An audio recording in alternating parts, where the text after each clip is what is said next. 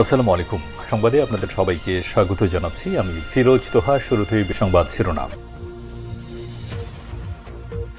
বাংলাদেশের সর্বশেষ গুরুত্বপূর্ণ আপডেট সংবাদে আপনাকে স্বাগত। শুরুতেই সংবাদ শিরোনাম, পরে বিস্তারিত। শুরুতেই জানিয়ে দিব বাংলাদেশের পরিস্থিতি নিয়ে সর্বশেষ যা বলল মার্কিন যুক্তরাষ্ট্র। মার্কিন পররাষ্ট্র দপ্তরের ব্রিফিংয়ে বাংলাদেশের কোটা সংস্কার আন্দোলন ঘিরে চলমান অস্থিরতার প্রসঙ্গে আবারও উঠে এসেছে। এ বিষয়ে গুরুত্বপূর্ণ সংবাদ থাকবে বন্ধুরা। সম্পূর্ণ সংবাদটি দেখতে ভিডিওটি না টেনে দেখতে থাকুন। এরপর জানিয়ে দিব সমন্বয়ককে মুক্তি দিতে 24 ঘন্টার আলটিমেটাম। বৈষম্যবিরোধী ছাত্র আন্দোলনের 6 সমন্বয়ককে 24 ঘন্টার মতো নিঃশর্ত মুক্তি দেওয়ার আলটিমেটাম বেঁধে দিয়েছে বিক্ষুব্ধ নাগরিক সমাজ। এদিকে কোটা আন্দোলন, জাবিতে শিক্ষক শিক্ষার্থীদের বিক্ষোভ মিছিল। কোটা সংস্কার আন্দোলনের সমন্বয়কদের জিম্মি করে জোরপূর্বক আন্দোলন বন্ধের ঘোষণা প্রত্যাখ্যান করা সহ 4 দফা দাবিতে বিক্ষোভ মিছিল করেছেন জাহাঙ্গীরনগর বিশ্ববিদ্যালয়ের জাবি শিক্ষক শিক্ষার্থীরা। এদিকে ব্যাংকসহ বড় 4 খাতে সাইবার হামলার আশঙ্কা করছি, জানালেন ডাক ও টেলিযোগাযোগ প্রতিমন্ত্রী জুনায়েদ আহমেদ পলক। জানিয়ে দিব আগামীকালের মধ্যে জামাত শিবির নিষিদ্ধ করা হবে বললেন আইনমন্ত্রী আনিসুল হক। বুধবার 31শে জুলাইয়ের মধ্যে নির্বাহী আদেশে জামাত শিবিরকে নিষিদ্ধ করা হবে বলে জানিয়েছেন আইন বিচার এবং সংসদ বিষয়ক মন্ত্রী আনিসুল হক। আর সচিবালয়ে সাংবাদিকদের সঙ্গে আলাপকালে মন্ত্রী এসব কথা বলেন। এবং সর্বশেষ জানিয়ে দিব হত্যাকাণ্ডের বিচারের দাবিতে বুধবার সমাবেশ করবে গণতন্ত্র মঞ্চ।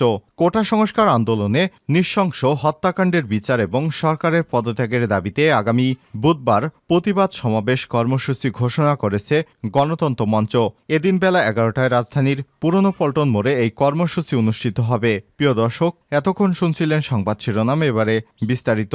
তবে তার আগে বন্ধুরা অনুরোধ থাকবে সংবাদটিতে একটি লাইক দিয়ে দিন। আর বন্ধুরা, এই সংবাদটি সম্পর্কে আপনার মূল্যবান মতামত কমেন্ট করে জানিয়ে দিন আপনি কোন স্থান থেকে আমাদের সংবাদটি দেখছেন এবং শুনছেন। আর বন্ধুরা, আপনি যদি আমাদের চ্যানেলে নতুন হয়ে থাকেন, সংবাদটি দেখতে দেখতে চ্যানেলটি সাবস্ক্রাইব করে রাখুন, যাতে করে আমাদের পরবর্তী লেটেস্ট আপডেট সংবাদগুলো সবার আগে আপনার কাছে পৌঁছে যায়। এবারে বিস্তারিত। বাংলাদেশের পরিস্থিতি নিয়ে সর্বশেষ যা বলল মার্কিন যুক্তরাষ্ট্র। মার্কিন পররাষ্ট্র দপ্তরের ব্রিফিংয়ে বাংলাদেশের কোটা সংস্কার আন্দোলন ঘিরে চলমান পরিস্থিতির প্রসঙ্গ আবারও উঠে এসেছে। স্থানীয় সময় সোমবার 29শে জুলাই মার্কিন পররাষ্ট্র দপ্তরের নিয়মিত প্রেস ব্রিফিংয়ে এক প্রশ্নের জবাবে এ বিষয়ে কথা বলেন মার্কিন পররাষ্ট্র দপ্তরের উপপ্রধান মুখপাত্র বেদান্ত প্যাটেল। এতে তিনি বাংলাদেশের পরিস্থিতি নিয়ে যুক্তরাষ্ট্র সরকারের সর্বশেষ অবস্থান জানান। প্রেস ব্রিফিংয়ে এক সাংবাদিক প্রশ্ন করেন, নিরপরাধ তরুণীদের বিরুদ্ধে অভিযান চালানো হচ্ছে, এমনকি সরকারের পক্ষ থেকে দেখামাত্র গুলির নির্দেশও এসেছে। এছাড়াও ছাত্র সংগঠনের হেফাজতে নির্যাতন করার পর বিবৃতি আদায় করে তা নিয়ন্ত্রিত সংবাদ মাধ্যমে প্রচার করা হচ্ছে, অথচ সংগঠনের নির্যাতনের চিহ্ন দৃশ্যমান। এসব ক্ষেত্রে বাংলাদেশের আইনশৃঙ্খলা রক্ষাকারী বাহিনীর ভূমিকাকে আপনি কিভাবে দেখেন? জবাবে বেদান্ত প্যাটেল বলেন, সরকারি এবং ব্যক্তিগত উভয় ক্ষেত্রে আমরা বর্তমান পরিস্থিতির একটি স্থায়ী এবং শান্তিপূর্ণ সমাধানের জন্য আহ্বান জানাচ্ছি। তেমনি শান্তিপূর্ণ সমাবেশের স্বাধীনতার প্রতি আমাদের অটল সমর্থন পুনর্ব্যক্ত করছি। এ সময় তিনি আরও বলেন, আমরা সারা বাংলাদেশে ইন্টারনেট চালুর বিষয়ে জেনেছি, কিন্তু সামাজিক যোগাযোগ মাধ্যমের পরিষেবাগুলো সম্পূর্ণ এবং নিরবিচ্ছিন্নভাবে জনসাধারণের জন্য উন্মুক্তের আহ্বান জানাচ্ছি, যাতে বাংলাদেশের মানুষ এবং যুক্তরাষ্ট্রের নাগরিকেরা গুরুত্বপূর্ণ তথ্য জানতে পারে। এর আগে বেশ কয়েকবার কোটা সংস্কার আন্দোলন প্রসঙ্গে ব্রিফিংয়ে উঠে আসে। 24শে জুলাই ব্রিফিংয়ে সাংবাদিকদের প্রশ্নের জবাবে মার্কিন পররাষ্ট্র দপ্তরের মুখপাত্র ম্যাথিউ মিলার বলেছিলেন, আমি একটি বিষয় স্পষ্ট করতে চাই, আমরা বাংলাদেশের সাম্প্রতিক সব সহিংসতার নিন্দা জানাই। আমরা শান্তিপূর্ণ সমাবেশের স্বাধীনতাকে সমর্থন করছি। শান্তিপূর্ণ সমাবেশে সহিংসতার নিন্দা জানাই এবং আন্দোলনকারীর কোনো পক্ষের সহিংসতারও আমরা নিন্দা জানাই। যারা শান্তিপূর্ণ বিক্ষোভকে অহিংসতার অজুহাতে পরিণত করেছে, সব ক্ষেত্রেই আমরা সহিংসতার নিন্দা জানাই। এদিকে কোটা আন্দোলন ঘিরে বাংলাদেশের চলমান পরিস্থিতি নিয়ে আবারও প্রতিক্রিয়া জানিয়েছে জাতিসংঘ। জাতিসংঘের নিয়মিত ব্রিফিংয়ে মহাসচিব অ্যান্টনিও গুতেরেসের মুখপাত্র স্টিফেন ডুজারিক বাংলাদেশ ইস্যুতে জাতিসংঘ খোঁজখবর রাখছে বলে জানিয়েছেন। 6 সমন্বয়ককে মুক্তি দিতে 24 ঘন্টার আলটিমেটাম।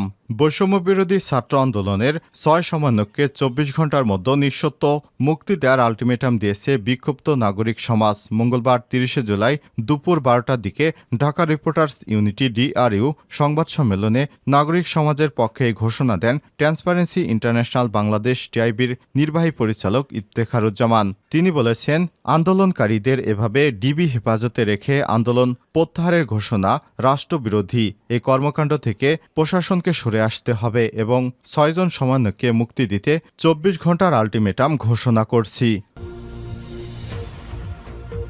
কোটা আন্দোলন, জাবিতে শিক্ষক এবং শিক্ষার্থীদের বিক্ষোভ মিছিল। কোটা সংস্কার আন্দোলনে সমন্বয়কদের জিম্মি করে জোরপূর্বক আন্দোলন বন্ধের ঘোষণা প্রত্যাহার সহ 4 দফা দাবিতে বিক্ষোভ মিছিল করেছেন জাহাঙ্গীরনগর বিশ্ববিদ্যালয়ের শিক্ষক শিক্ষার্থীরা। সোমবার 29 জুলাই বিকাল 4টায় তারা বিশ্ববিদ্যালয়ের কেন্দ্রীয় শহীদ মিনার সংলগ্ন সড়ক থেকে মিছিলটি বের করেন। এরপর বিশ্ববিদ্যালয়ের কয়েকটি সড়ক ঘুরে ফের শহীদ মিনার প্রাঙ্গণে গিয়ে সংক্ষিপ্ত সমাবেশের মাধ্যমে মিছিল শেষ করেন। তাদের অন্য দাবিগুলো হল জাহাঙ্গীরনগর বিশ্ববিদ্যালয়ের শিক্ষার্থী এবং বৈষম্যবিরোধী ছাত্র আন্দোলনের অন্যতম সমন্বয়ক আরিফ সোহেলের নিঃশর্ত মুক্তি দেয়া, কেন্দ্রীয় সমন্বয়কদের উপর নৃশংস অত্যাচার এর বিচার করা, শিক্ষার্থীদের হত্যার পেছনে জড়িতদের অবিলম্বে বিচার এবং সাধারণ শিক্ষার্থীদের বিরুদ্ধে মামলা ও গ্রেপ্তার বন্ধ করা। সমাবেশে বৈষম্য বিরোধী ছাত্র আন্দোলনের জাবি শাখার সমন্বয়ক জাহিদুল ইসলাম বলেন, আমরা দেখতেছি কাশ্মীরে ইন্টারনেট বন্ধ করে গণহত্যা চালানো হয়, ফিলিস্তিনে গণহত্যা চালানো হয়, বাংলাদেশেও স্বৈরাচারী সরকার ইন্টারনেট বন্ধ করে গণহত্যা চালিয়েছে। ডিবি পুলিশ অস্ত্রের ভয় দেখিয়ে সমন্বয়কদের দিয়ে আন্দোলন বন্ধ ঘোষণা করেছে। আমরা সেটা প্রত্যাখ্যান করছি। আমরা চাই আগে সকল সমন্বয়কদের মুক্তি দেয়া হোক, তারপর সম্মিলিতভাবে সিদ্ধান্ত নিব। বাংলাদেশ ব্যাংকসহ বড় 4 খাতে সাইবার হামলার আশঙ্কা করছি। পলক, দেশে চলমান পরিস্থিতিতে ব্যাংকসহ 4টি বড় খাতে সাইবার হামলার আশঙ্কার কথা জানিয়েছেন ডাক, টেলিযোগাযোগ এবং তথ্য প্রযুক্তি প্রতিমন্ত্রী জুনায়েদ আহমেদ পলক। মঙ্গলবার 30 জুলাই দুপুরে 1টার দিকে চলমান বিষয়ে সাইবার নিরাপত্তা বিষয়ক জরুরি সভা শেষে ব্রিফিংয়ে এসব কথা বলেন মন্ত্রী। রাজধানীর আগারগাঁয়ে বাংলাদেশ কম্পিউটার কাউন্সিল BCC সম্মেলন কক্ষে সভা অনুষ্ঠিত হয়। এ সময় তিনি বলেন, বর্তমান পরিস্থিতিতে সাইবার সিকিউরিটি নিয়ে পর্যালোচনা করে আমরা 4টি বড় খাতে সাইবার হামলা হওয়ার আশঙ্কা করছি। সেগুলো হলো ব্যাংক সেক্টর, তৈরি পোশাক শিল্প, টেলিকম সেক্টর, বিদ্যুৎ ও জ্বালানি খাত। সবাইকে সতর্ক থাকার আহ্বান জানিয়ে জুনায়েদ আহমেদ পলক বলেছেন, এই খাতগুলো বড় ধরনের সাইবার হামলা হতে পারে বলে আমরা আশঙ্কা করছি। তার জন্য আমাদের ব্যক্তি পর্যায়ে সচেতনতা জরুরি। ব্যক্তি পর্যায়ে কিছু সিকিউরিটি প্রোটোকল মেনে চলা দরকার। একই সঙ্গে এই মুহূর্তে আমরা দেশের সাইবার নিরাপত্তা সমুন্নত রাখার জন্য সবার সহযোগিতা চাই। এ সময় তিনি বলেন, রাষ্ট্রীয় পর্যায়ে আমরা সিকিউরিটি গাইডলাইনগুলো কঠোরভাবে অনুসরণ করা দরকার। সে কারণে আমাদের ঘোষিত 35টি ক্রিটিক্যাল ইনফরমেশন ইনফ্রাস্ট্রাকচার রয়েছে, সেগুলো চিহ্নিত করেছি। আজকে যে সিদ্ধান্ত সেটা হলো আমাদের যেসব অংশীজন তাদের সবাই নিরাপত্তা কঠোরভাবে অনুসরণ করার নির্দেশনা দেওয়া হবে। এর আগে অনুষ্ঠিত সাইবার নিরাপত্তা সভায় অনুষ্ঠিত ছিলেন টেলিযোগাযোগ বিভাগের সচিব doctor Mohammad Mushfiqur Rahman, national telecommunication monitoring সেন্টারের মহাপরিচালক major general Ziaur Hasan, Bangladesh computer কাউন্সিলের নির্বাহী পরিচালক Ranjit Kumar, internet service provider association of Bangladesh ISPB সভাপতি ইমদাদুল হক, জাতীয় সাইবার নিরাপত্তা এজেন্সি মহাপরিচালক Abu Sayeed Mohammad Kamruzzaman, Bangladesh bank, civil aviation, police, DGIF এবং NSI এর প্রতিনিধিরা।